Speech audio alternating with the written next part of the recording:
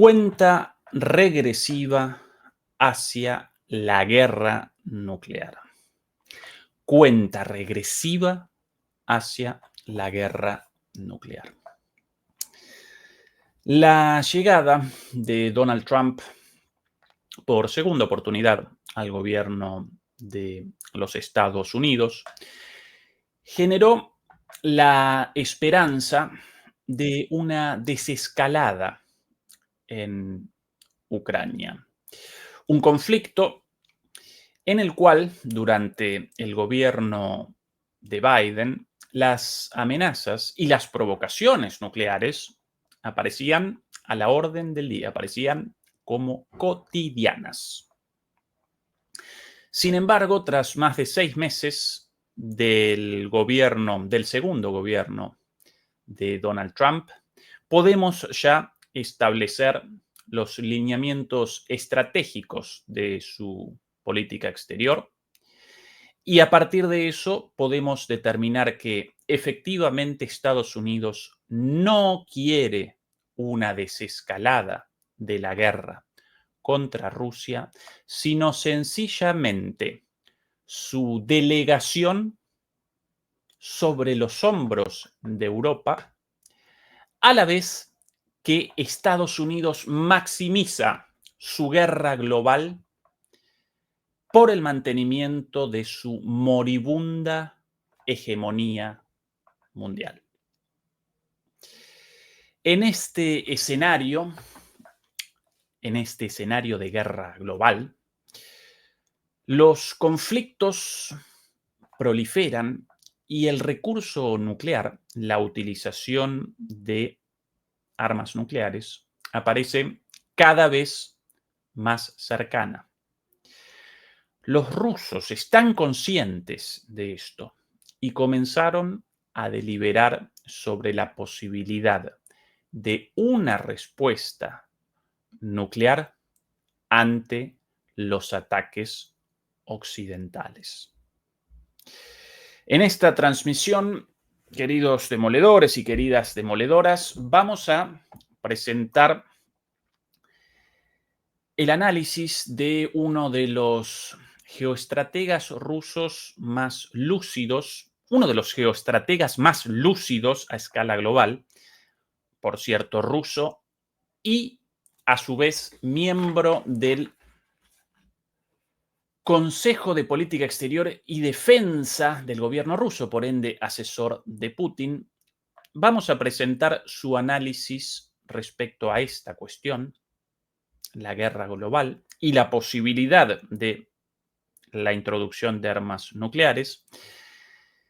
Como en los viejos tiempos, vamos a presentar esto a partir de la lectura de una de sus columnas publicadas en ruso, con muchísimas coincidencias con nuestros análisis, pero en el caso de la columna y del análisis de este analista geoestratégico ruso, por cierto, de nombre Dmitry Tremin, en el caso de su análisis, Tremin presenta una conclusión verdaderamente preocupante porque determina que de aquí a poco comenzarán los ataques con armas nucleares.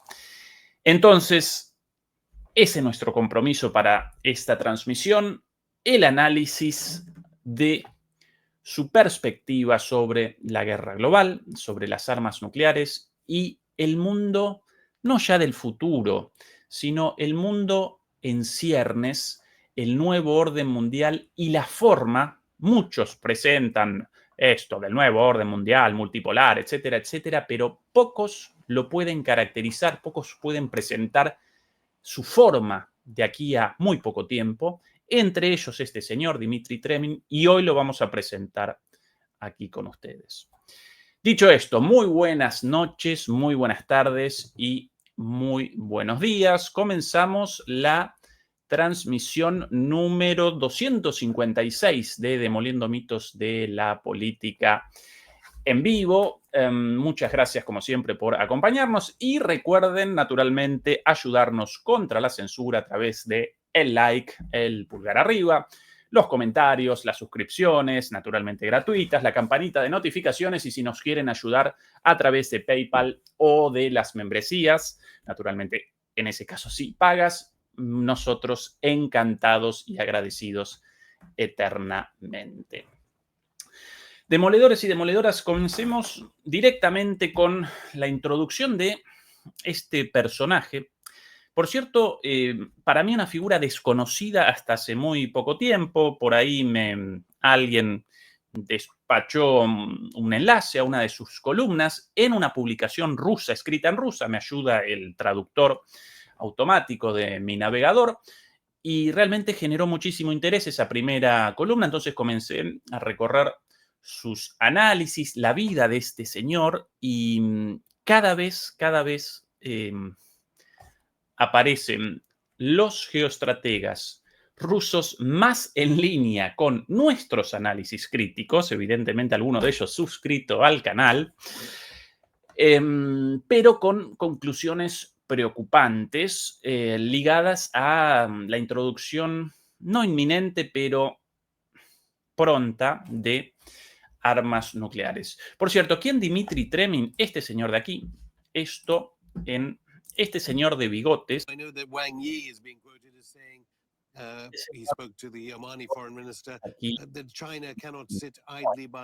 entrevistado por RT. Este señor de aquí, un verdadero genio de la geoestrategia, este señor, y con una biografía muy particular y a la vez muy preocupante, porque este señor, Dmitry Tremin, analista ruso, Trenin, con N, no Tremin, sino Trenin, perdón por el error. Además de su capacidad analítica como geoestratega, participa en el Consejo de Política Exterior y Defensa ruso como asesor directo del presidente Putin y presenta una historia de vida, lo acompaña una historia de vida muy especial y muy parecida a la del propio Putin, porque comenzó su carrera como coronel del ejército soviético. De ahí realizó un salto hacia la inteligencia militar soviética. Recuerden que Putin también desciende de la inteligencia soviética, en el caso de la KGB, no de la inteligencia militar, pero sí de la inteligencia en términos generales. Y este señor, Dmitry Trenin, vamos a abandonar las imágenes de RT por las dudas, en el caso de que YouTube realice una demanda por los derechos de esas imágenes. Bueno, con la caída de la Unión Soviética, como coronel de la inteligencia militar, este señor protagonizó un giro hacia Occidente, igual que Putin, y participó, por ejemplo, como investigador de inteligencia ruso en el Colegio de Defensa de la OTAN en Roma, como investigador invitado durante algunos años. Luego, de vuelta en Rusia, bajo la presidencia de Yeltsin y con una relación muy cercana a Yeltsin, igual que Putin, comenzó a capitanear el recientemente fundado, el recientemente establecido Centro Carnegie en Moscú, una filial del Fondo Carnegie para la Paz Internacional, uno de las usinas del pensamiento de los think tanks estadounidenses ligados a la política exterior y a la política de defensa, uno de los más importantes del mundo, el cual apenas ha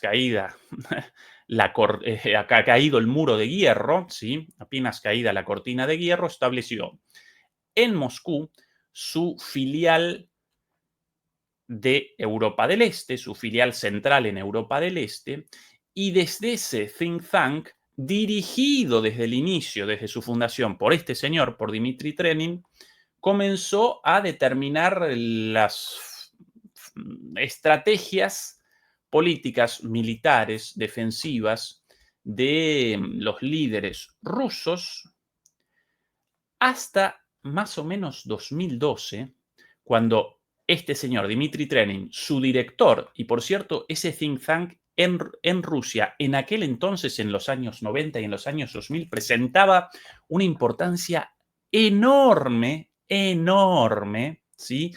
Y generaba de alguna manera las ideas para los grandes medios de comunicación rusos, los partidos políticos rusos, siempre con relación a la política exterior de Rusia, pero lógicamente como filial de el think tank estadounidense, como filial del Fondo Carnegie para la Paz Internacional, de paz nada, básicamente un think tank estadounidense destinado a, a patrocinar, a maximizar los intereses internacionales de Estados Unidos a escala global. Bueno, hasta 2012, él, en este giro occidental, ahí como director, pero con el correr de los años comienza a presentar una postura cada vez más crítica a Occidente, comienza a, de alguna manera, a presenciar el rompimiento de las promesas del fin de la Guerra Fría y de una buena relación entre Estados Unidos, Europa y Rusia, la posibilidad de incluso Europa en la OTAN, alguna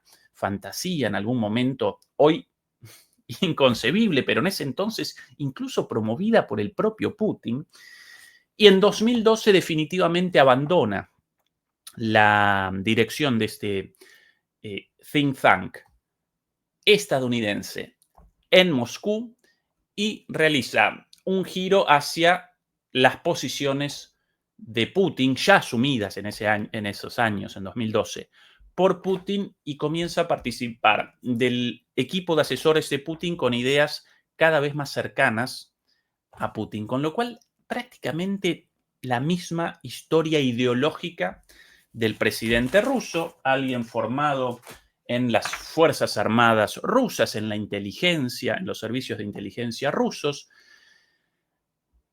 una vida atravesada por la caída del muro de Berlín, la disolución de la Unión Soviética, el acercamiento a Yeltsin y un giro hacia una posición mucho más amigable con Occidente, con la idea del fin de la Guerra Fría, un acercamiento, la paz, el fin de la historia de Francis Fukuyama y todas esas estupideces, pero creídas verdaderamente, de forma ingenua, pero honestamente creídas por los rusos y por los dirigentes rusos, y finalmente, con el correr de los años, la decepción y el giro de Rusia nuevamente hacia políticas en defensa de su interés nacional, abiertamente hostigado por la política imperialista de expansión de la OTAN. ¿Sí? Así que muy, pero muy interesante la historia y muy interesante, naturalmente, su análisis actual de la situación como asesor directo de Putin. Recuerden una cosa, Putin presenta una capacidad de análisis geopolítico muy por encima de los líderes occidentales. Bueno, una babosa embarazada presentaría una capacidad analítica superior a la de los líderes occidentales, ¿sí? Lenta, lenta, pero aún así más lúcida seguro que un Macron, un Merz, un Starmer, un Trump incluso. Mala la comparación. Bueno, más allá de eso, Putin, un geoanalista muy lúcido, pero claro, todo ese cuerpo de ideas en su cabeza no aparece de la nada y solo, sino en el contexto de un grupo de personas pensando, asesores, políticos, pensando, deliberando, determinando, ¿sí? Una de las figuras más importantes, aunque muy poco conocido, mucho menos conocido, por ejemplo, que Sergei Karaganov, a menudo visible al lado de Putin. Bueno, este señor Dmitry Trenin, mucho menos conocido, pero igualmente lúcido que Karaganov, si no más, ¿sí? Y aquí su columna, y sin más retrasos, voy a comenzar con el análisis de esto, como en los viejos tiempos, cuando presentábamos un análisis, una columna y realizábamos un desglose, un análisis en profundidad de las ideas. Está la traducción al español, sí, por cierto. Está la traducción al español, la era de las guerras, la Tercera Guerra Mundial ya ha comenzado, pero no todos la entienden. Y esto, aquí solo como una muestra de que esto de la publicación, ¿cuál es el nombre de esto? Escrito en cirílico, ni idea. Puede que el nombre de la revista Perfil, aparentemente, según la traducción, pero bueno, esto escrito en ruso, en cirílico, así que sinceramente ni idea qué cosa escrita ahí, aparentemente el nombre de la revista Perfil. Y aquí traducida, no, lamentablemente no el título de la revista, de esta publicación, pero sí todo el texto. La era de las guerras, la Tercera Guerra Mundial ya ha comenzado, pero no todos la entienden. Voy a acompañar, en lugar de acompañar esto con el texto, muy aburrido, lo acompañamos con, ya que vamos a presentar un análisis sobre la Tercera Guerra Mundial en curso, según este señor, una guerra global con altísima probabilidad de una marcha hacia lo nuclear, de una deriva nuclear. Vamos a presentar esto con algunas imágenes al costado mientras comenzamos con la lectura de esto. Atención. Mucha gente habla ahora de la deriva de la humanidad hacia una tercera guerra mundial, insinuando que nos espera algo similar a los acontecimientos del siglo XX. Sin embargo, la guerra cambia constantemente de aspecto. No nos llegará, como en julio de 1941, una invasión militar a gran escala, ni como se temía en octubre de 1962, durante la crisis de los misiles en Cuba, en la forma de un ataque nuclear masivo. De hecho, la guerra mundial ya está aquí, aunque no todos lo hayan notado ni comprendido. El periodo de preguerra terminó para Rusia en 2014, para China en 2017 y para Irán en 2023. ¿Por qué esto de Rusia en 2014? Bueno, por el derrocamiento de Yanukovych. Para Rusia en 2017 por la asunción de Trump en su primer gobierno y el giro de la política exterior estadounidense hacia China, o más bien en contra de China. Yo aquí tomando agua y derramando un poco de agua sobre mi camisa, perdón. Y en Irán en 2023, bueno, por los ataques de Israel de 2023 y ahora en 2025, mucho más. Desde entonces, la escalada de la guerra en su forma moderna y su intensidad han aumentado constantemente. No se trata de una segunda guerra fría. Desde 2022, la guerra de Occidente contra Rusia ha adquirido un carácter decisivo y la transición de un conflicto candente pero indirecto en Ucrania a un choque nuclear frontal con los países de la OTAN es cada vez más probable. El regreso de Trump a la Casa Blanca abrió la posibilidad de evitar tal enfrentamiento, pero a mediados de año, gracias a los esfuerzos de los países europeos y los halcones estadounidenses, la perspectiva de una gran guerra se ha vuelto verdaderamente cercana. La actual guerra mundial es una combinación de varios conflictos que involucran a las principales potencias: Estados Unidos y sus aliados, China y Rusia.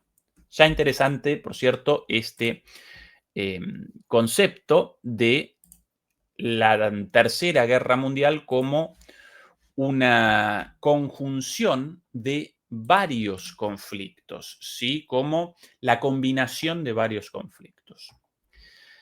A pesar de las formas cambiantes, la causa de esta guerra mundial es tradicional: un cambio en el equilibrio de poder mundial. Sintiendo que el auge de nuevos centros de poder, principalmente China, y la restauración de Rusia como gran potencia amenazan su dominio, Occidente ha lanzado una contraofensiva. Para Estados Unidos y Europa, esta no es la última batalla, pero sin dudas será una batalla decisiva. Occidente es incapaz de aceptar la pérdida de la hegemonía mundial. no se trata solo de geopolítica. La ideología occidental, globalismo político y económico y poshumanismo sociocultural, rechaza orgánicamente la diversidad, la identidad nacional o civilizacional y la tradición. Para el occidente moderno, el rechazo del universalismo occidental significa una catástrofe. No está preparado para un estatus regional.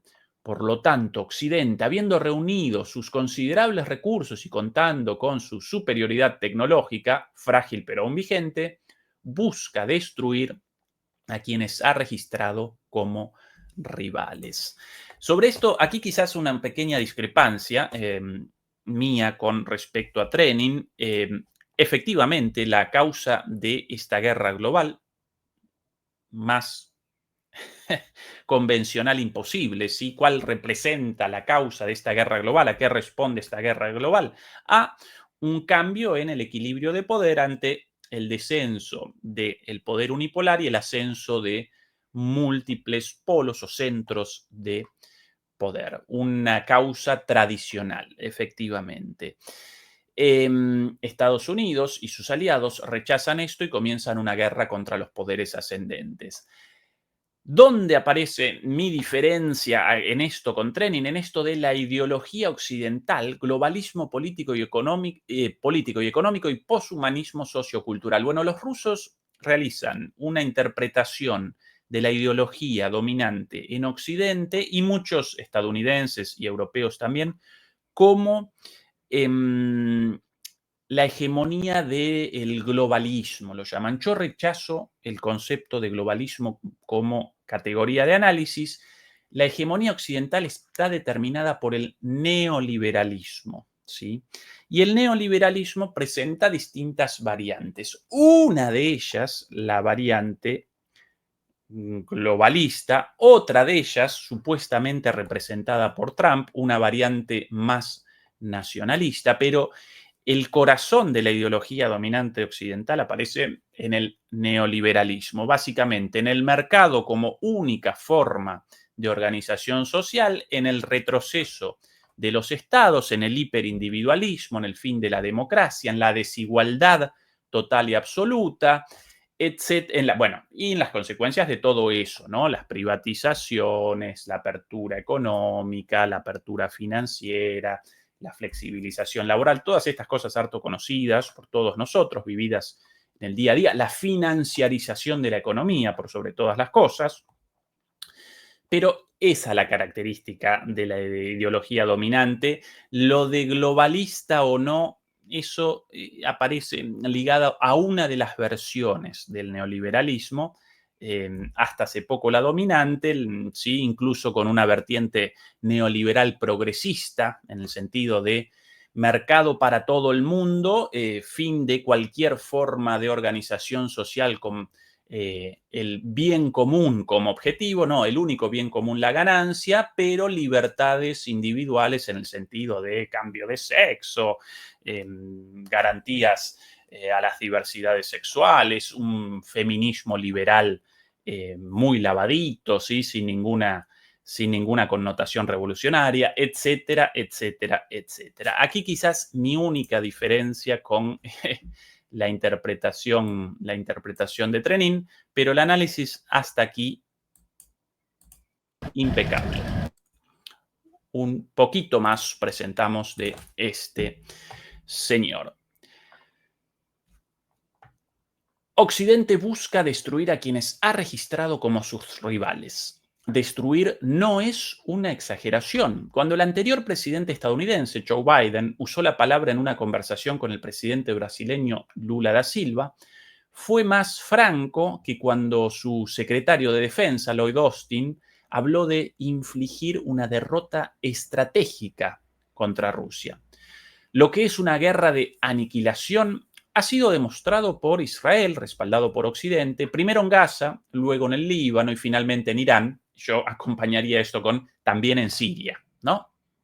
No es coincidencia que se usara el mismo esquema para destruir objetivos en la República Islámica de Irán que en el ataque a los aeródromos militares rusos el 1 de julio. ¿Recuerdan los ataques contra la tríada nuclear contra los bombarderos nucleares rusos. También es natural que aparentemente Estados Unidos y Gran Bretaña estén involucrados en ambas operaciones de sabotaje. Rusia, como Irán, China y Corea del Norte, son considerados en Washington y Londres enemigos irreconciliables de Occidente. Esto significa que los compromisos en la guerra en curso son imposibles. Solo puede haber calmas temporales. Otro concepto interesantísimo. Además de la guerra global, ¿sí? De la guerra global prolongada, imposible acá el respeto de cualquier iniciativa de alto el fuego, cualquier iniciativa de tregua, cualquier iniciativa de armisticio, cualquier iniciativa de paz, ¿sí? Como acá colisionan bloques de poder tendientes, por sobre todas las cosas en el caso de Estados Unidos, al mantenimiento de su supremacía global, y el enemigo representa un enemigo considerado como existencial, como un enemigo sencillamente no considerable como un ser humano, ¿sí? Como un otro con ciertos derechos, con ciertos intereses distintos de los propios, entonces de calma acá nada. Los compromisos en la guerra en curso son imposibles, solo puede haber calmas temporales. Esa es la frase. Y bueno, presenciemos la situación de Israel con ataques a Gaza, una supuesta tregua, en el medio de la tregua nuevamente ataques contra civiles, lo mismo en el Líbano, machacan y machacan a pesar de la tregua introducida o promovida por ellos, con Siria lo mismo, con Irán en el medio de las negociaciones iniciadas como producto de la salida de Estados Unidos, el acuerdo ya celebrado por Obama y en su momento por el presidente iraní de aquel entonces. Estados Unidos abandona el acuerdo, ahora quiere un nuevo acuerdo. En el medio de las conversaciones comienza con ataques. Bueno, calmas solo temporales, ¿sí? Ninguna otra posibilidad. Interesante esta idea. Un poquito más de Trenin. Muy, pero muy bueno el análisis, muy interesante.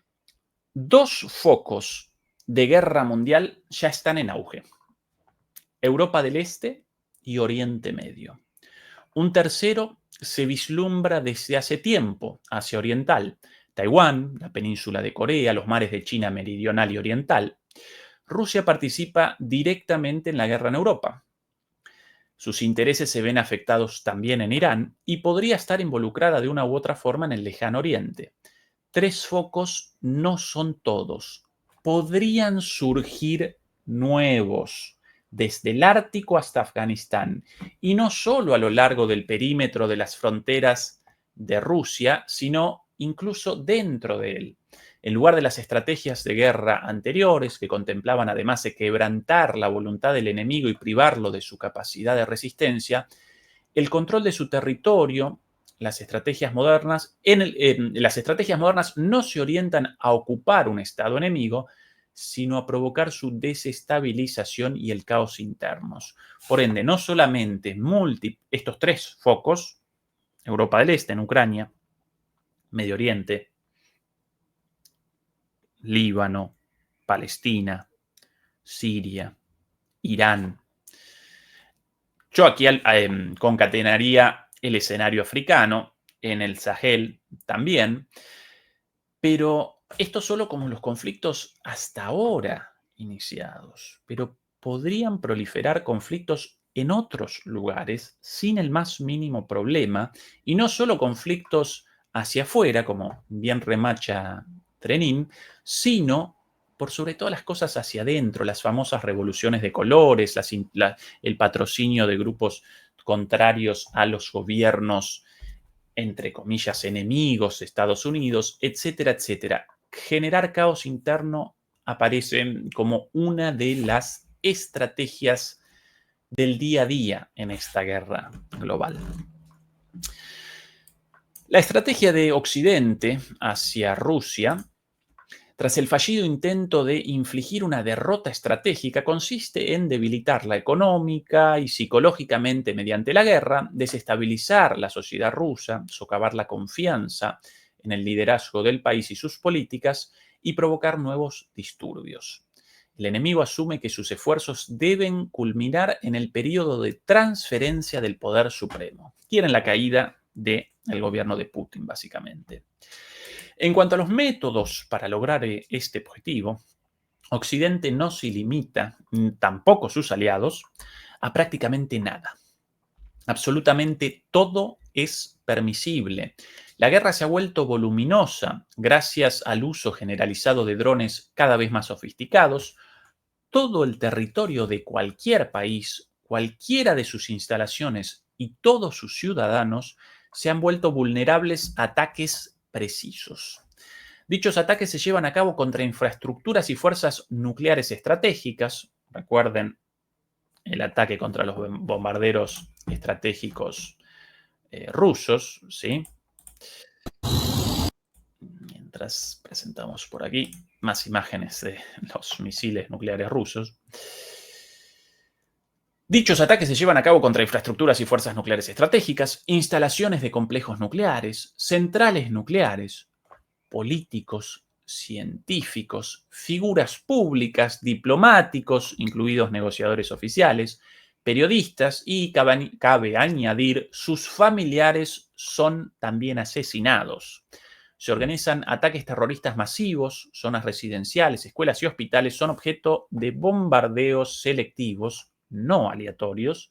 Esto es una guerra total en el pleno sentido de la palabra. Interesante también este concepto. Ningún límite dentro de esta guerra, no solamente objetivos militares, sino también objetivos nucleares, ¿sí? Como por ejemplo las centrales nucleares, como los bombarderos nucleares estratégicos rusos, pero además de eso, políticos, científicos, y si no, recuerden los bombardeos de Israel contra Irán, figuras públicas, blogueros, etcétera, etcétera, etcétera. La guerra total se basa en deshumanizar al enemigo. No se tienen en cuenta las víctimas extranjeras, ni siquiera entre los propios aliados, ni hablar de sus representantes. La mano de obra y la población del enemigo son biomasa. Solo importan las propias pérdidas, ya que pueden afectar el nivel de apoyo electoral al gobierno. El enemigo es el mal absoluto que debe ser aplastado y destruido. La actitud hacia el mal no es una cuestión de política, sino de moralidad. Por lo tanto, no hay respeto externo por el enemigo, como fue el caso de la Guerra Fría, en cambio se aviva el odio. El liderazgo enemigo es criminal por definición y la población de los países enemigos tiene responsabilidad colectiva por los líderes que tolera. Las estructuras internacionales, organizaciones, agencias, tribunales, etcétera, capturadas todas por Occidente, se han transformado en parte de un aparato represivo destinado a perseguir y castigar a los opositores. Bueno, qué mejor ejemplo que la Agencia Internacional de Energía Atómica como parte de esto. La complicidad de las Naciones Unidas a través de su silencio. Bueno, ni siquiera referencio a la Unión Europea porque no aparece en el marco de instituciones supuestamente neutrales, sino directamente comprometidas con la guerra de Occidente contra los nuevos poderes, sí. Pero lo interesante acá es esta idea de una guerra moral, sí, la deshumanización total del enemigo, el desinterés total por las vidas humanas, ya ni siquiera las vidas humanas del enemigo, sino las propias. Por eso recuerdan a menudo los líderes occidentales, por sobre todas las cosas estadounidenses y europeos, esto de qué bueno, qué buena la guerra en Ucrania, generamos daño en Rusia sin la muerte de nuestros soldados, sino con la muerte de ucranianos. Así dicho de forma despectiva, sobre las muertes de las personas supuestamente aliadas a Estados Unidos, ¿sí? Luchando en su nombre, pero consideradas biomasa, ¿sí? Sencillamente carne para esta máquina de guerra. Carne y nada más que eso. Interesante también esto de un conflicto moral y no político. De hecho, recuerdo a la impresentable de la ex ministra de Relaciones Exteriores alemana, Annalena Baerbock, Annalena 360 Baerbock, quien abiertamente caracterizaba o presentaba su política exterior como una política exterior basada en valores y lo presentaba como algo fenomenal.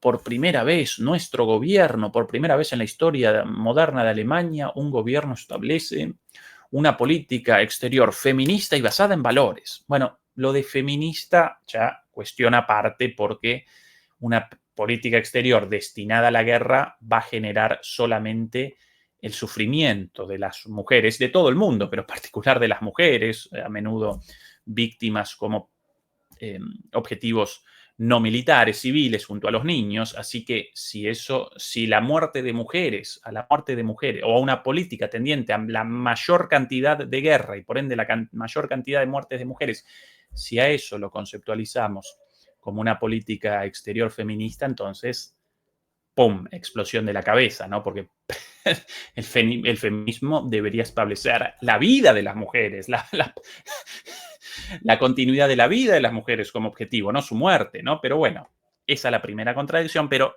aparte de eso, aparte de esa primera estupidez, esto de la política exterior alemana basada en valores. Y yo respondía consternado a esto. Una política exterior basada en valores representa una política exterior irreductible, ¿sí? En el sentido de que uno no puede establecer ninguna forma de relación con un otro, con otra persona, con otro país, si sus valores colisionan, porque los valores representan algo no negociable. Y la política exterior, por definición, debe aparecer como una política de negociación. Entonces, la política exterior debe representar una política exterior basada en intereses. Yo con mis intereses, vos con los tuyos, reconocidos esos intereses distintos y a partir de ahí posible la negociación. Si yo presento mi política como una cuestión de valores, como también la presentan, por ejemplo, de manera extrema, naturalmente, los terroristas islamistas, su política exterior de corte de cabezas y asesinato de cualquiera en contra de su ideología extrema, terroristas, islamista, bueno, también representa una política basada en valores, en esos valores extremos, y cualquier valor distinto de eso genera un enfrentamiento a muerte y al corte de cabezas, ¿sí? No a la posibilidad de negociación, el reconocimiento del otro como una contraparte distinta con otros intereses, pero negociable no. El reconocimiento de algo, unos valores contrarios a los míos y por ende solo una definición, la eliminación del otro.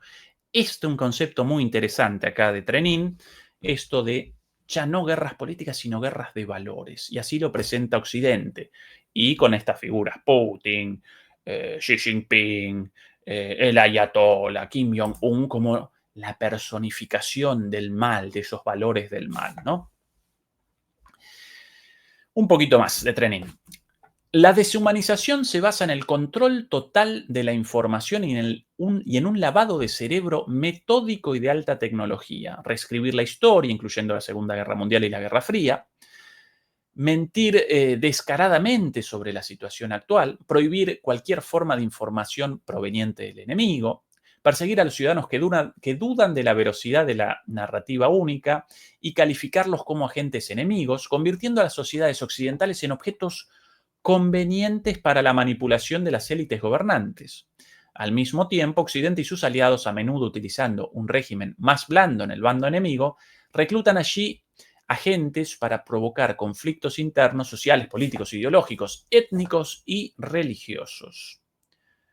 Y aquí interesante esto de la deshumanización a través del control de la información y el lavado de cerebro por medio de, ¿dónde mi teléfono móvil? Bueno, mi teléfono celular, por ahí, de las redes sociales, de la sobrecarga de información, las plataformas, etcétera, etcétera, prohibiendo cualquier información del enemigo. Por ejemplo, aquí en Europa y en Estados Unidos, prohibido RT, prohibido Sputnik, prohibido a la prensa iraní, prohibido muchos canales chinos, prohibido en algunos casos Telesur de Venezuela, etcétera, etcétera. Todo eso indecible.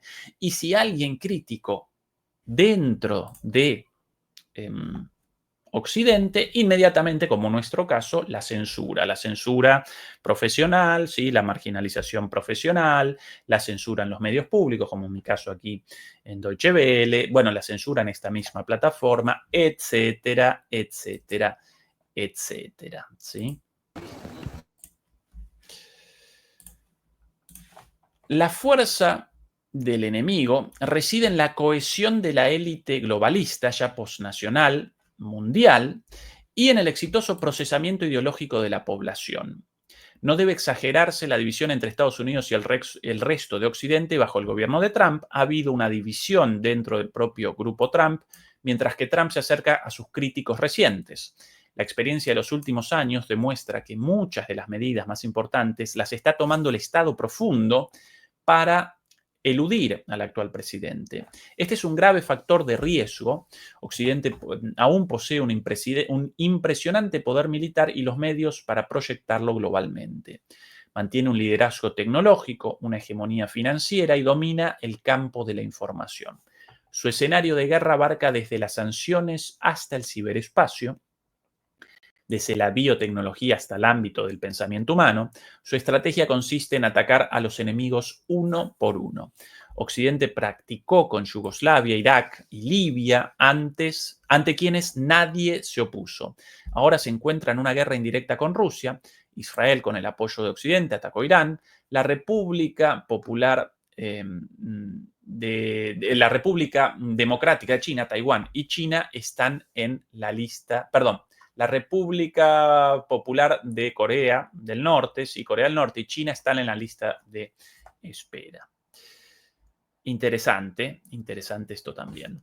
La guerra caliente en Ucrania se está convirtiendo en una guerra directa de Europa contra Rusia. De hecho, los europeos llevan mucho tiempo involucrados en el conflicto.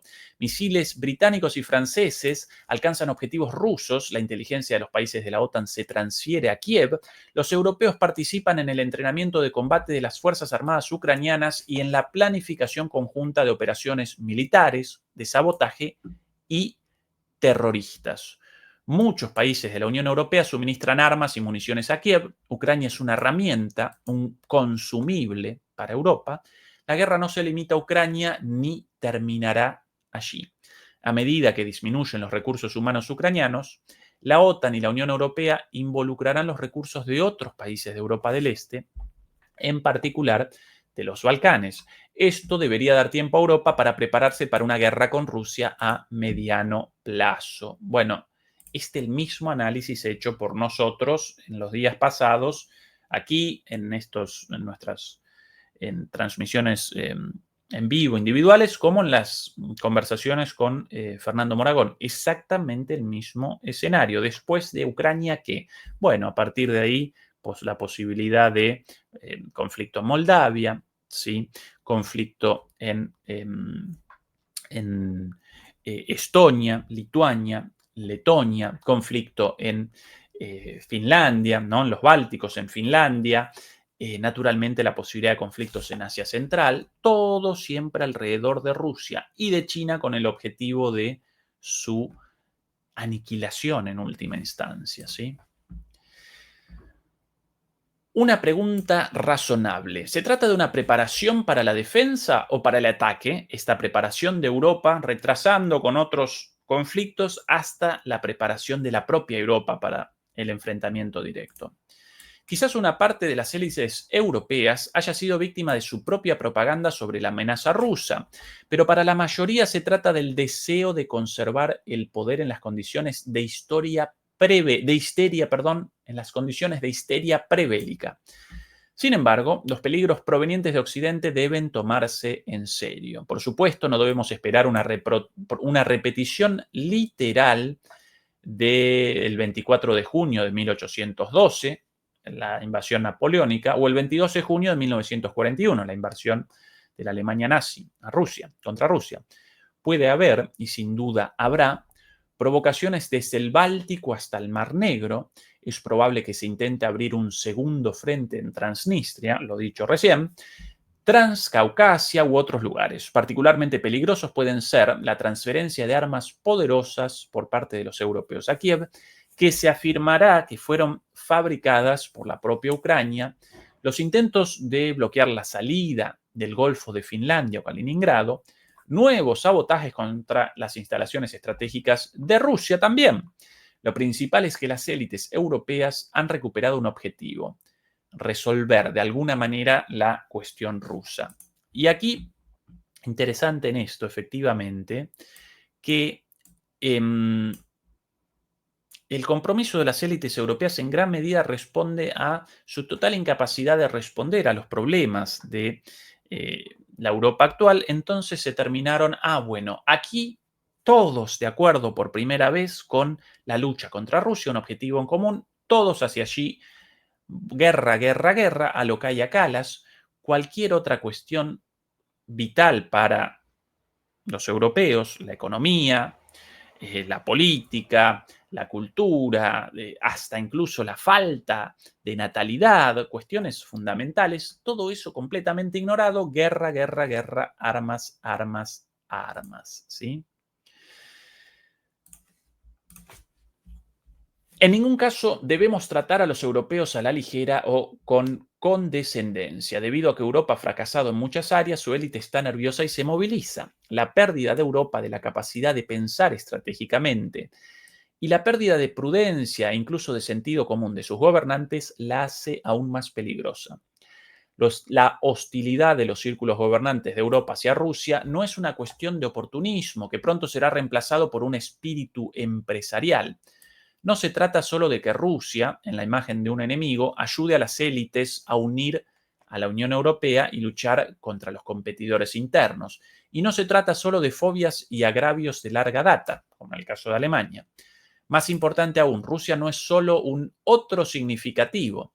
Rusia obstaculiza la restauración de la hegemonía occidental, incluida la europea, representa una alternativa de civilización que confunde a los europeos comunes y limita la capacidad de las élites europeas para explotar al resto del mundo. Por lo tanto, una Europa unida apunta seriamente a aplastar a Rusia como alternativa regional a el modelo político y económico planteado por Europa y por Estados Unidos. Por lo tanto, nos espera una larga guerra. No habrá una victoria en Ucrania como la de 1945. La confrontación continuará de otras formas, posiblemente también en el ámbito militar. No habrá una confrontación estable, es decir, una coexistencia pacífica como durante la Guerra Fría.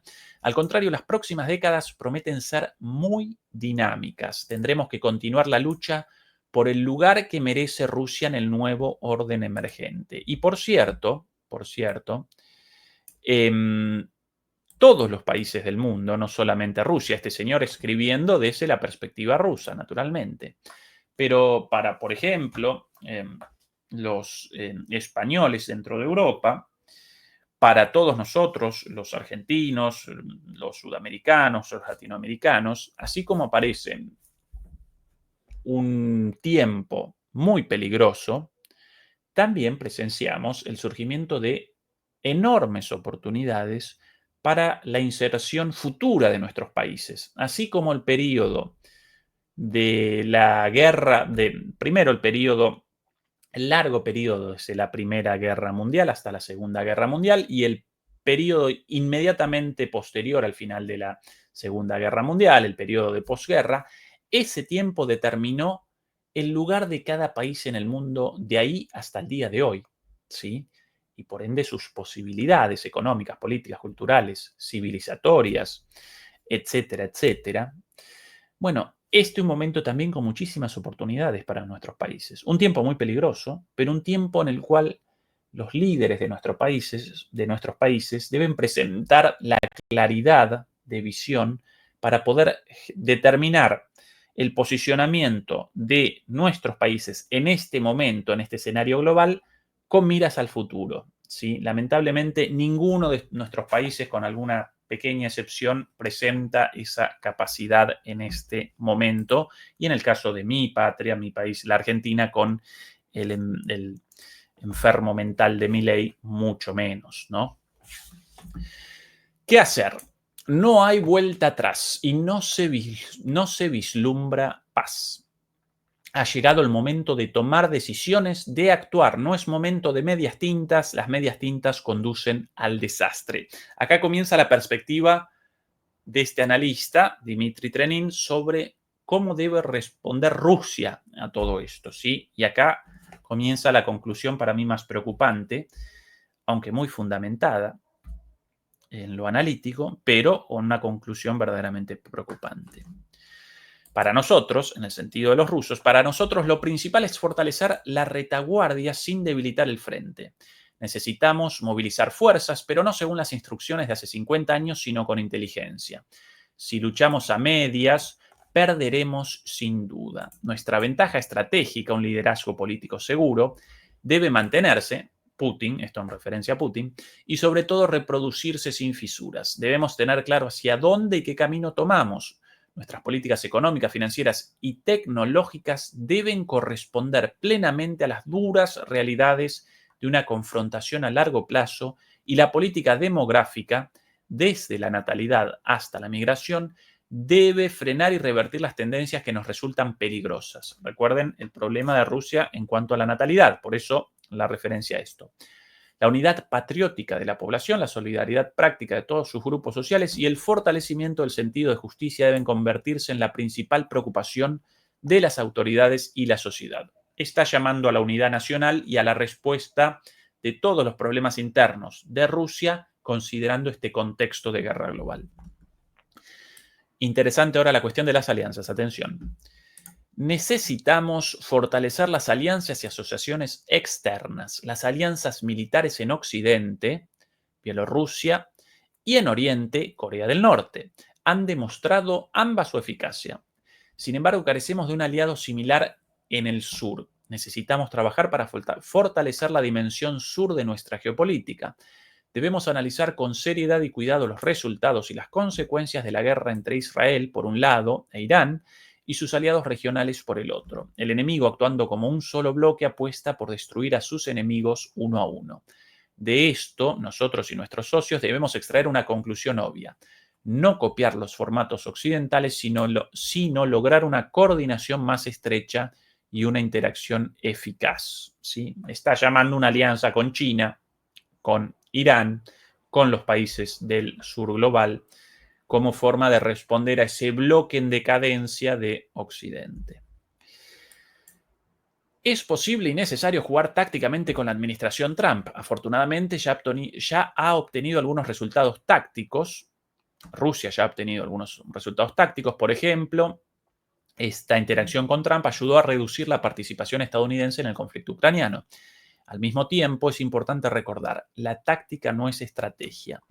La disposición a dialogar es complaciente para muchos, inspirando sueños de un rápido retorno al pasado brillante. La élite política estadounidense, por el contrario, sigue siendo en general hostil hacia Rusia. No habrá una nueva distensión con Estados Unidos y la anterior terminó mal. Sí, el proceso de reformular la estrategia de política exterior estadounidense de imperial a gran potencia probablemente continuará después de que Trump deje el cargo. Debemos tener esto presente y aplicarlo en la práctica política. Para Trump, sí, la mejor relación posible, pero recordando la posición antirrusa de Estados Unidos desde siempre, con su estado profundo, completamente antirruso, y pensando en el día después de Trump. Ahora respecto a Europa, atención, es necesario comprender, no solo con palabras, a los cabecillas europeos de la lucha contra Rusia, Inglaterra, Francia, Alemania, que son vulnerables y que no podrán salir indemnes hasta ante una nueva escalada del conflicto ucraniano. El mismo mensaje debe dirigirse a los activistas de primera hora de la guerra antirrusa, finlandeses, polacos y bálticos. Sus provocaciones deben ser contrarrestadas de inmediato y con contundencia. Nuestro objetivo es infundir miedo en el enemigo, acallarlo, hacerlo reflexionar y detener. Bueno, bien clarito, con Estados Unidos, con Trump, la mejor relación posible, pero recordando que no vamos o que Rusia no podrá generar una buena relación en última instancia con Estados Unidos por la hostilidad de Estados Unidos. Y con Europa, sencillamente responder fuertemente a Inglaterra, Francia y Alemania y a la primera línea de Bálticos, Polonia y Finlandia. Así de clarito. En general, se debe actuar según la propia decisión y lógica, actuar con audacia, no necesariamente como un espejo, y no necesariamente como respuesta. Si un enfrentamiento es inevitable, habrá que atacar preventivamente. Al principio, con medios convencionales, si es necesario, tras una cuidadosa consideración, con medios especiales, es decir, armas nucleares. La disuasión nuclear puede ser no solo pasiva, sino también activa, incluyendo el uso limitado de armas nucleares. La experiencia de la guerra en Ucrania demuestra que los centros de decisión no deben gozar de inmunidad. Allí estábamos muy retrasados en los ataques, lo que creó en el enemigo una falsa impresión sobre nuestra determinación. En la lucha que se nos impuso debemos centrarnos en la victoria, es decir, en la completa destrucción de los planes del enemigo. Y los centros de decisión, evidentemente incluyendo aquí no solamente a Kiev, sino también a los centros de decisión en Europa, no deben gozar de inmunidad en el marco de una disuasión nuclear activa, básicamente ataques nucleares. Esta es la conclusión preocupante, aunque fundamentada teóricamente, ¿sí? Último párrafo. No solo necesitamos penetrar la defensa aérea enemiga en Ucrania y, de ser necesario, en otros lugares, sino también romper la cúpula de información tras la que se ha refugiado Occidente. La Rusia postsoviética se ha negado a interferir en los asuntos internos de otros países. En tiempos de guerra, esto es un lujo inasequible. No debemos contar con que la derecha tradicional o la izquierda normal lleguen al poder en algún lugar y todo se resuelva solo. Necesitamos socavar el frente unido de nuestros oponentes desde dentro, explotar las contradicciones de intereses y ambiciones de diferentes estados, fuerzas e individuos. Europa no es homogénea. Junto a la célula dirigente, Inglaterra, Francia y Alemania, y un grupo de activistas provocadores, Finlandia, Polonia, los países bálticos, hay disidentes, Hungría, Eslovaquia, mientras los gobiernos actuales estén en el poder allí, cuyo número puede aumentar, por ejemplo, hasta el tamaño de la antigua Austro-Hungría o Imperio Austrohúngaro, así como un grupo pasivo bastante numeroso en países del sur de Europa, Italia, España, Grecia, Chipre. En general, el campo de trabajo informativo y político es amplio. La OTAN y la Unión Europea son organizaciones hostiles para nosotros. La OSCE es prácticamente inútil, pero necesitamos ofrecer un diálogo activo a todas las fuerzas sensatas de Europa y crear coaliciones por la vida, por la paz y por la humanidad. Rusia no va a secuestrar a Europa, pero tendremos que pacificarla. Bueno, conclusiones. El análisis, sin duda, es brillante, muy parecido a nuestros análisis aquí, a los de Fernando Moragón, a los de Juan Antonio Aguilar, a los análisis de DMP Geopolítica. Pero claro, acá está llamando como conclusión a todo esto a la necesidad de generar en Europa temor para reactivar la disuasión nuclear. La disuasión nuclear responde precisamente al temor. No comenzamos una guerra contra una potencia nuclear por la posibilidad de una respuesta nuclear terrible. Como ese temor desapareció, según Trenin, Rusia debe reactivarlo, debe restablecerlo. Y no solo de manera pasiva, sino activa.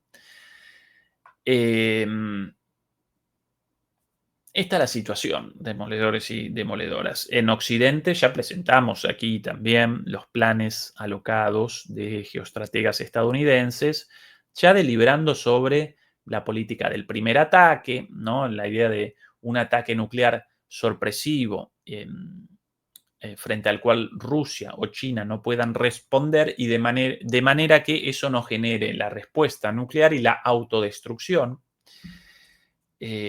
Con lo cual esto, una situación cada vez más preocupante en ese sentido, quizás no de una guerra total en términos nucleares, pero sí la posibilidad de la introducción de armas nucleares tácticas y previo a eso seguramente la introducción masiva de misiles como por ejemplo Oryezhnik con capacidad destructiva similar pero sin capacidad nuclear como arma convencional.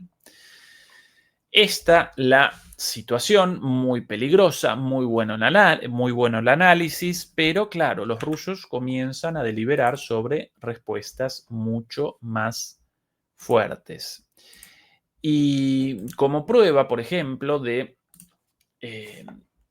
lo acertado del análisis de esto, aquí, por ejemplo, las palabras de Mark Rutte de ayer tras la conferencia de prensa en el Salón Oval, en la Casa Blanca con Trump, con el anuncio del reabastecimiento del flujo de armas, el reinicio del flujo de armas hacia Ucrania, en realidad nunca interrumpido. Y aquí bien clara la amenaza no ya a Rusia por la cuestión en Ucrania, sino directamente a los BRICS, no por la guerra en Ucrania, sino por la disputa por la hegemonía global frente al surgimiento cada vez más fuerte de los BRICS de forma pacífica, cooperación económica, política.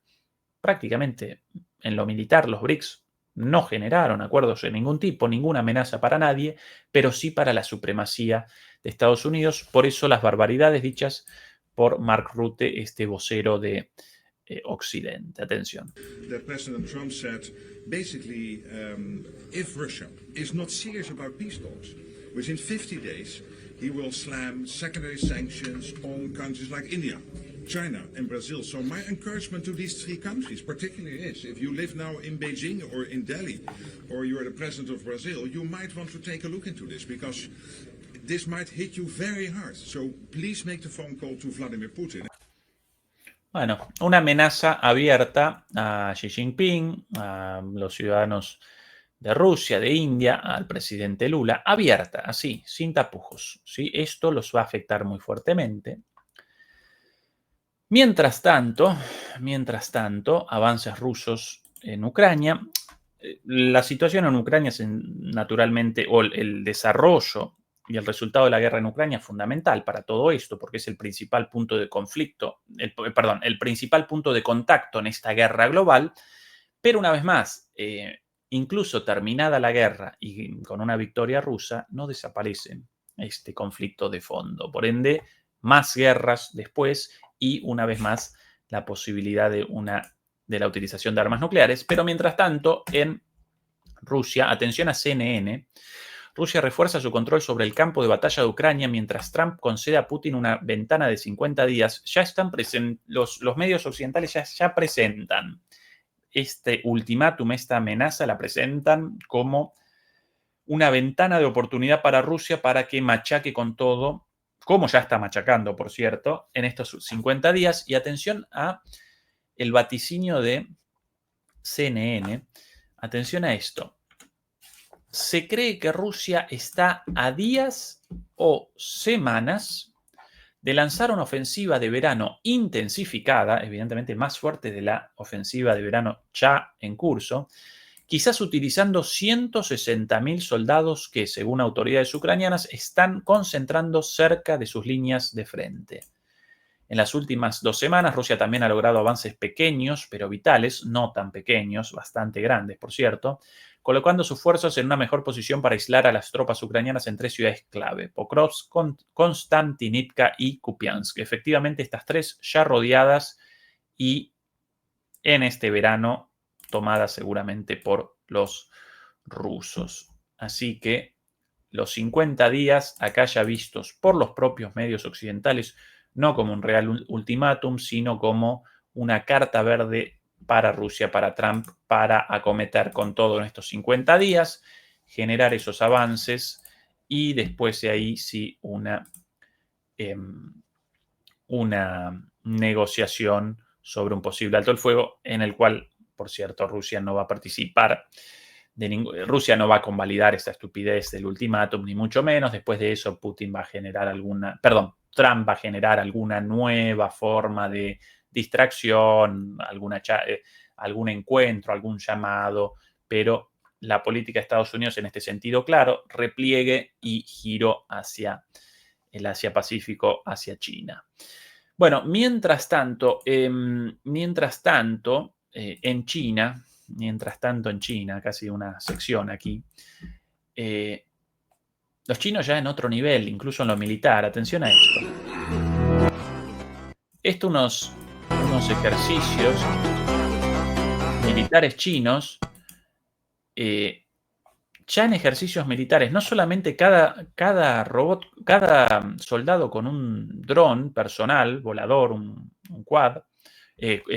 quadcóptero lo llaman, sino también con perros robóticos. Ya entrenando con estos perros robóticos, con la introducción de estos perros robóticos en la batalla. Ahí los drones, ¿sí? En lugar de, bueno, las dos cosas, ¿no? Francotiradores, los francotiradores vestidos con sus trajes camuflados, con su rifle de francotirador, pero además con estos drones personales y el avance de las tropas con los perros estos robóticos adelante. Mamita. Y mientras tanto en Europa, y redondeamos con un poquito de humor aquí, por cierto, muchas gracias a Pepa Sam por el super sticker y recuerden, por favor, ayudarnos contra la censura con el pulgar arriba. ¿Qué tal los likes por ahora? Bueno, menos de 1000, por favor, demoledores y demoledoras, ayúdenos con eso.